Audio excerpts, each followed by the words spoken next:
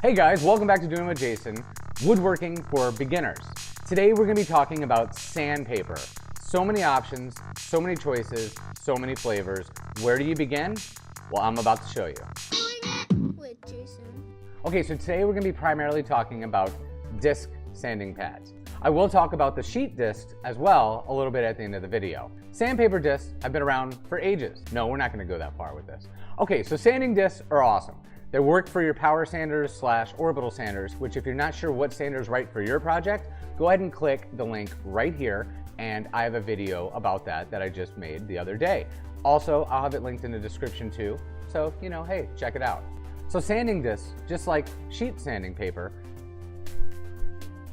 was that a fly? So all sandpaper is labeled with numbers. As you can see here on one of my favorite sanding discs ever, this is 80.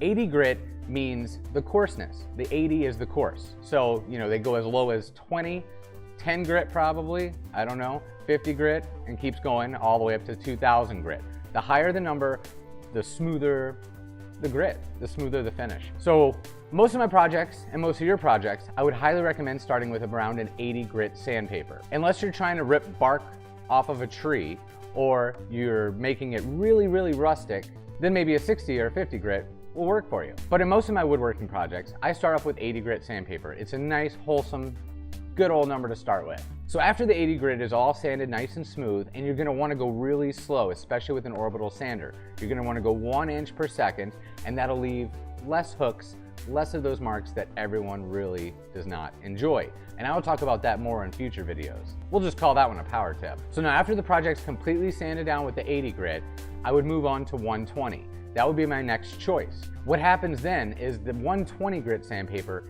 is taking a lot of the swirls and imperfections that the 80 grit sandpaper left, which is totally normal. Imagine like waxing a car or using polish. When you polish something, you always want to go to a finer and finer and finer grit, whether it be a stone, whether it be pumice powder, whether it's whatever, or even that stuff you polish tubs with.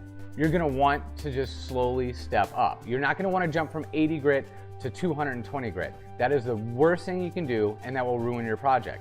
The 220 grit's not strong enough to take off the 80 grit swirl marks that was left, and boom, you just got destroyed. So after the 80 grit, I moved to 120. Same process, nice and slow and even. I'm going with the grain of the wood, and I'm enjoying every minute of it. Sanding is crazy. It's one of those love-hate relationships, like everyone really hates to sand sometimes, but at the same time, you really enjoy the final look of it. You enjoy what it brings, the feel, everything. So definitely a love-hate thing for me. Let me know in the comments below what it means to you to sand. What does it mean to you? So after the 120, sometimes I am done sanding. So depending on the final look of the piece, what am I using for a finish? It all depends on that. So 120, I stop and it's ready to stain.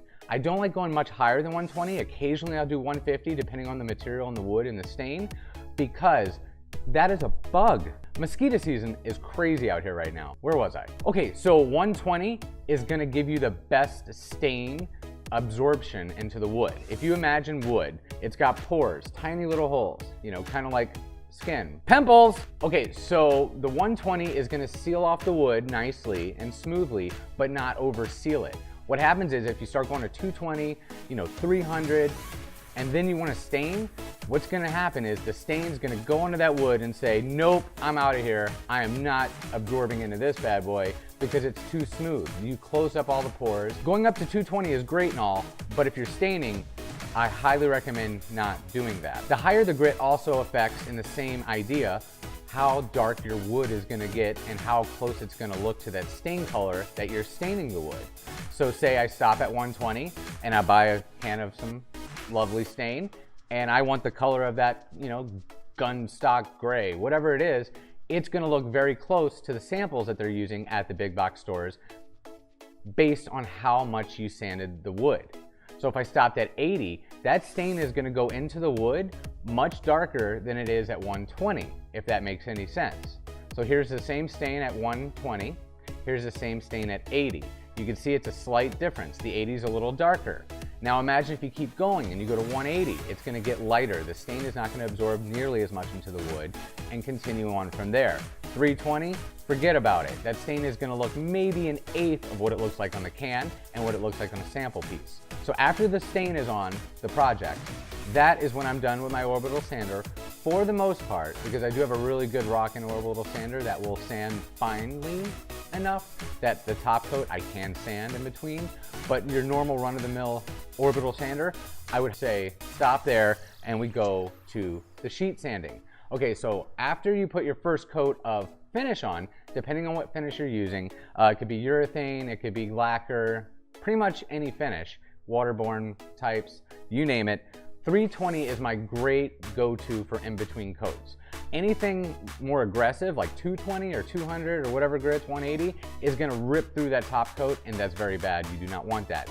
320 is gonna give just enough grab and teeth after you finish sanding it that it will still let the next coat adhere, and at the same time, if you're in a really good dust-free environment without mosquitoes, the final coat after that 320 of finish that you put on there is gonna be smooth, like a baby's bottom. That's what the 320 does. Once you sand that top coat real lightly, it's going to feel really like glass smooth. And then when you put on that final coat, it's gonna stay that smooth generally, depending on your surroundings. Well, I hope that gave you a little crash course on sanding and sanding paper, all that fun stuff. Let me know if there's anything in the comment section that you would like me to discuss, or if you have any questions.